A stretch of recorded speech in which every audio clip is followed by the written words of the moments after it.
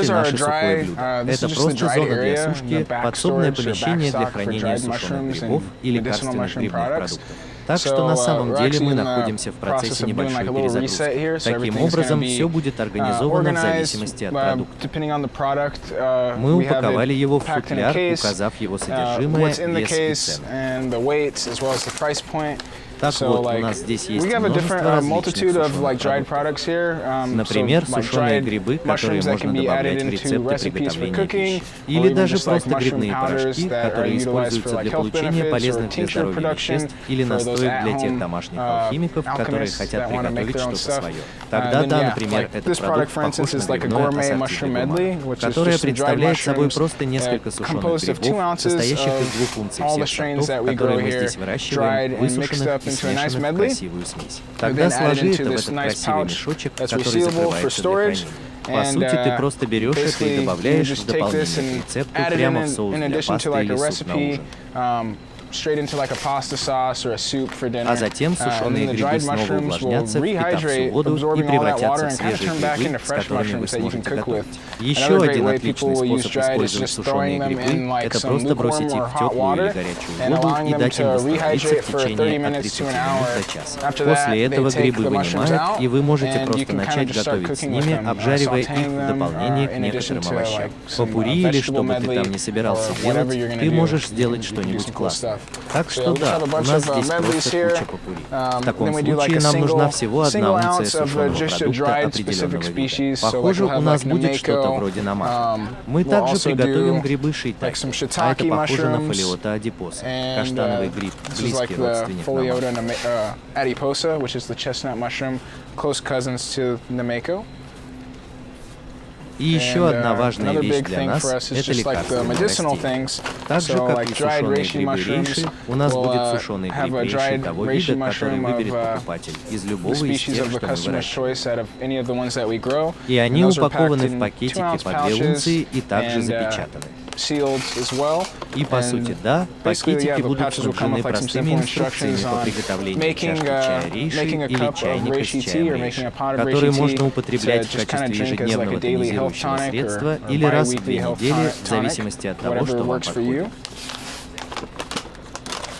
Нам также очень нравится основной порошок Lion's Mane Powder. Так что это просто порошок, который только что был изготовлен и ждет, когда его наклеят на этикет. Но мы высушиваем наш порошок. Ну что же, львиная грива сначала нагревается до температуры от 140 до 160 градусов в течение примерно 16 часов.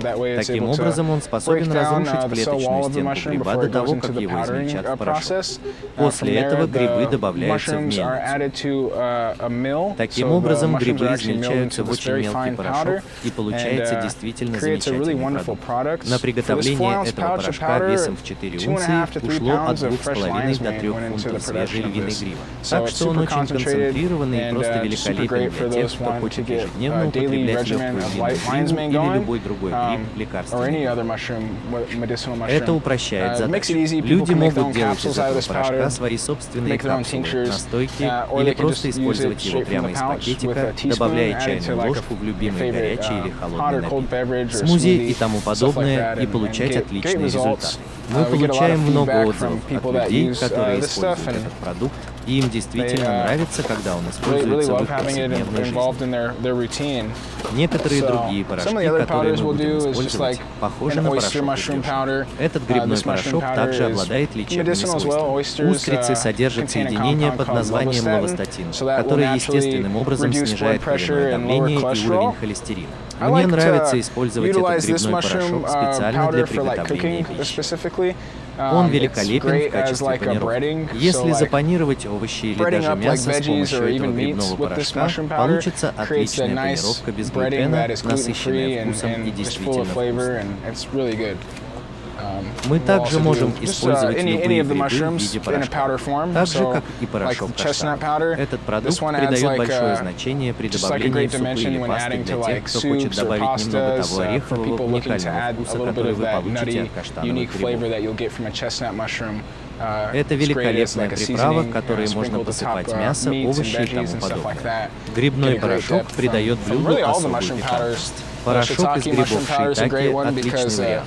потому что он придает блюду вкус умами. Шиитаке известен тем, что обладает приятным вкусом умами. Сушка грибов — это процесс, о котором многие спрашивают, и он действительно прост.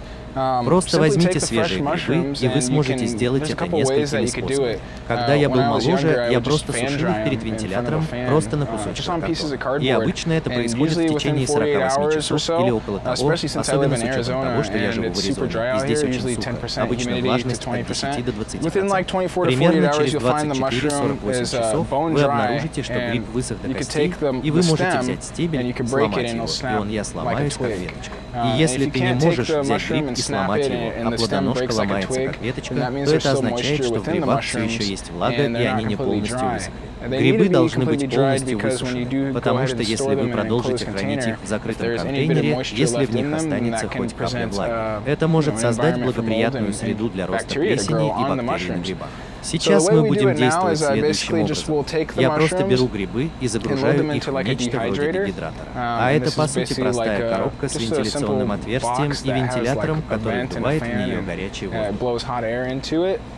И грибам дают там высохнуть около 16 часов. Для таких грибов, как этот, обычно требуется температура от 100 до 120 градусов. Не стоит сушить их при слишком высокой температуре, потому что это может привести к тому, что грибы будут выглядеть не так красиво. Может быть, вы добьетесь того, что они станут сухими, подгоревшими до хрустящей корочки, вместо того, чтобы просто сохранить уникальные свойства гриба. Высушив его ближе примерно от 95 до 105 градусов. Для тех, у кого дома нет доступа к дегидратору, вы можете найти дегидраторы по дешевке, например, в магазине спортивных товаров или еще проще. Вы можете просто открыть духовку, расколоть ее, выложить грибы на противень и поставить духовку на огонь. Установите самую низкую температуру и, по сути, оставьте грибы там до тех пор, пока вы не сможете вынуть. Разломать его пополам вместе с плодоножкой и обнаружить, что он сухой до костей. Итак, все грибы, которые мы используем для приготовления всех наших продуктов, выращены нами самими. Мы не передаем на аутсорсинг какие-либо грибные порошки или что-либо еще, что используется при изготовлении наших грибных продуктов. Поэтому, как только грибы собраны, они подвергаются процессу обезвоживания. Таким образом, из грибов удаляется вся влага, и они просто высушиваются. Итак, перед нами пакетик с грибом намного. Из этого получается замечательный сушеный гриб. После завершения сушки мы помещаем их в эти одобренные пластиковые пакеты.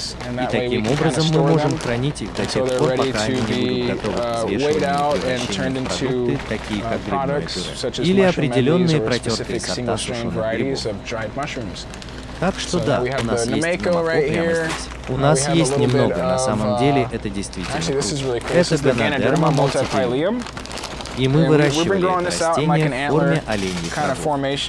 И мы видим, что грибы имеют оранжево-желтый оттенок. Это гриб рейши, родом из Азии.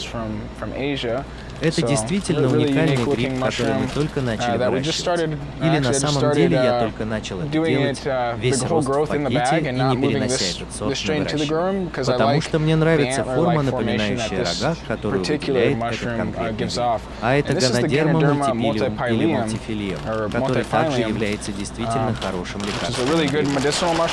Приготовленный в виде чая рейши, этот гриб обладает поистине мощным действием. Заваривая этот напиток, вы получаете действительно сильный горьковатый, но в то же время землистый вкус. Это делает его довольно крутым. И потом, да, мы просто положим сюда кусочки грибов покрупнее. Самое лучшее в сушке грибов — это то, что мне действительно нравится это делать. Потому что вы действительно усердно трудились, чтобы получить эти грибы. Вы вложили в это много времени, труда и любви. Ты знаешь, что над этим вместе с тобой работала целая команда людей. Когда вы собираете все эти грибы, отличный вариант для них — высушить.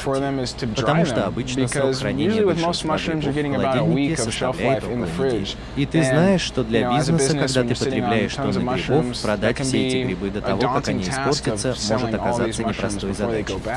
Таким образом, сушка позволяет высушить продукт и хранить его потенциально в течение многих лет, не прибегая к охлаждению. Таким образом, вы экономите потребление электроэнергии. В таком случае вы также передаете этот срок годности покупателю. Людям нравится, когда в их кладовой есть сушеные грибы в дополнение к ним. Поэтому мы будем продавать их на фермерских рынках и даже в интернете. Но люди на фермерском рынке могут выбрать свой еженедельный рацион из свежих грибов. И они обнаружили это, или я я обнаружил, что людям нравится иметь с собой пакет сушеных грибов. Таким образом, у них могут быть сушеные грибы, которые просто лежат в кладовой, не требуя охлаждения. Когда они в них нуждаются, они могут просто достать грибы прямо из шкафа и выложить их на блюдо. И знаешь, обычно люди добавляют их в пасту. Отличный способ использовать их прямо в блюдо с рисом. Добавьте рис и воду, добавьте грибы и дайте грибам впитаться вместе с сушеным рисом. Это просто великолепно. И это дает нам возможность неделями не отрываться от продукта, пока мы не сможем его сдвинуть с места. Я обожаю сушеные грибы и считаю, что это важная составляющая процесса выращивания грибов. Ты должен пробовать грибы по мере необходимости.